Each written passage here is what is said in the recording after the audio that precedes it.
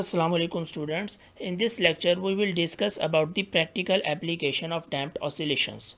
In the last lecture we study what are damped oscillations and how these damped oscillations plays an important role in our daily life.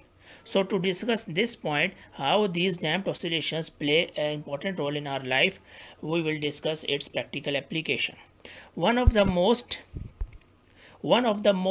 commonly used damper is shock absorber. This shock absorber is also called damp harmonic oscillator, as it actually damp the harmonics of the oscillator, harmonics of any oscillator.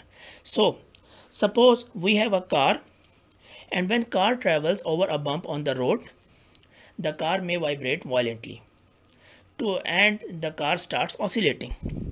To absorb the vibrations that are produced in the vehicle, in the car, we actually used the shock absorber.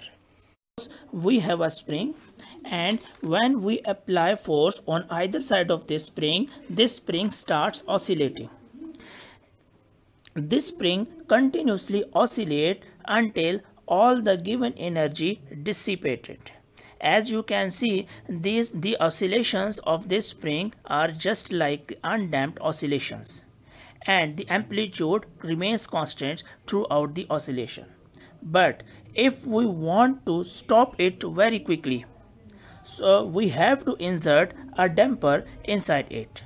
This damper is also called cushion. So this damper absorbs the energy very quickly, and hence eventually the amplitude of the oscillations decreases, and after some time the oscillations of the spring dies out.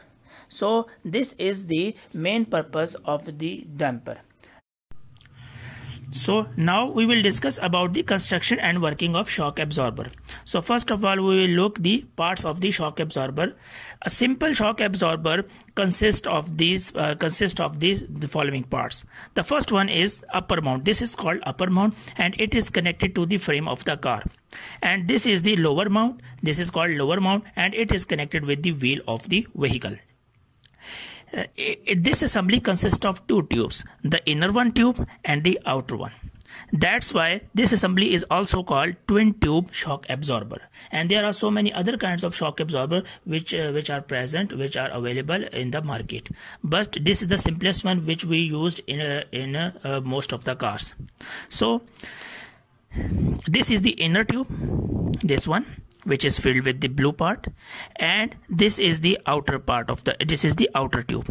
So this is the outer tube, and inside this inner tube we have a liquid, we have a fluid which actually uses for the process of damping, to damp the oscillations.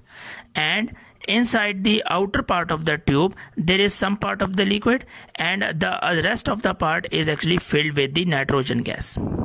So why we use nitrogen gas? To prevent the liquid from forming. So forming से हमें ये बचाती है. So that's why we use this N2 gas.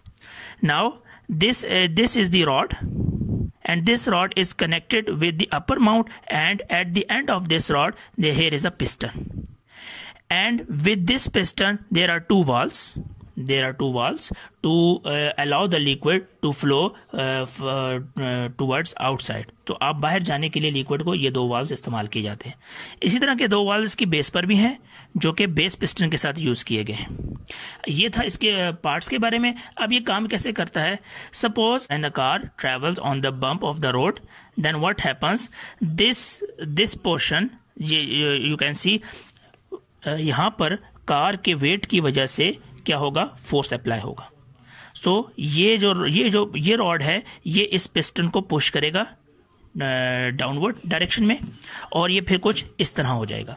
Means अब क्या होगा कि ये जैसे ही पुश होगा तो यहाँ का जो लिक्विड है यहाँ पर, ये इन वॉल्व्स के थ्रू बाहर चला जाएगा, और इस वाले पोर्शन को जो पहले खाली था यहाँ पर, इसको फिलअप कर देगा. बट कुछ पार्ट लिक्विड का अभी भी यहाँ पर है. क्यों? क्योंकि जितना इस सिलेंडर ने, इस पिस्टन ने इसको डिस्प्लेस किया, इसकी पोर्शन की जगह ली, उतना ही लिक्विड बाहर चला गया. एंड ये जो लिक्विड है ये नीचे जो बेस वॉल्व्स हैं यहाँ से भी होता हुआ बाहर वाली ट्यूब में एंटर हो जाएगा. बट एक हद तक ये बाहर वाली ट्यूब में एंटर होगा, बिकॉज ये जो खाली पोर्शन था यहाँ पर गैस मौजूद है और ये गैस एक हद तक कंप्रेस होगी। तो हमारे पास जो लिक्विड है जो पहले इस पोर्शन पे था, व्हेन इट कंप्रेसेस, तो ये किस पोर्शन में, ये इस यहाँ पर पहुंच गया कुछ लिक्विड, और कुछ लिक्विड बाहर वाली ट्यूब में फिल हो गया। अब जैसे ही कार बम्प से गुजर जाती है, जैसे ही कार किसी जंप से गुजर जाती है, सो गुजरने के बाद ये क्या करेगा, ऑसिलेट करना स्टार्ट करेगा। This piston starts oscillating. तो जब ये ऑसिलेट करेगा, अब you can see this piston actually oscillate inside the fluid. ये फ्लूइड के अंदर ऑसिलेट करना चाहेगा, ये ऊपर जाएगा एंड नीचे आएगा, और ये किसके present, inside the liquid, inside the fluid. So due to the viscous force of the fluid, ये जो पिस्टन है ये बहुत जल्दी स्टेबल हो जाएगा। मींस ये ज्यादा ऑसिलेट नहीं करेगा, एक या दो दफा ऑसिलेट करेगा and then it will come into rest position. अब जब ये पिस्टन ऊपर वाली पोर्शन पे जाएगा, वापस दोबारा अपने आप को उसी पोजीशन पे लाएगा, अपनी मेन पोजीशन पर, देन ये लिक्विड दोबारा से इन वॉल्स के थ्रू अंदर दाखिल हो जाएगा, और सिमिलरली यहाँ का जो प्रेशर है वो भी कम हो जाएगा, तो यहाँ से भी लिक्विड इस पोर्शन में एंटर हो जाएगा। और ये क्यों हो रहा है, क्योंकि यहाँ से गैस भी इसको कंप्रेस करने की कोशिश कर रही है।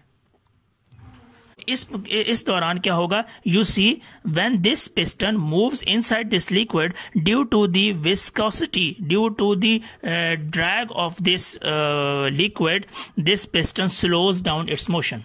सो जब इसकी मोशन, जो इसको वाइब्रेशन मिली थी हमारे पास, जब इसकी मोशन स्टार्ट हुई थी, तो इसको एनर्जी, काइनेटिक एनर्जी मिली थी, and that kinetic energy actually converts into the heat energy of the liquid, heat energy of oil, जो भी इसके अंदर हमने लिक्विड फिल किया है।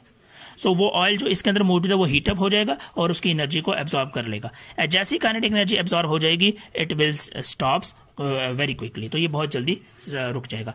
तो ये था मेरे पास construction and working of shock absorber. That's all about shock absorber. Thank you students.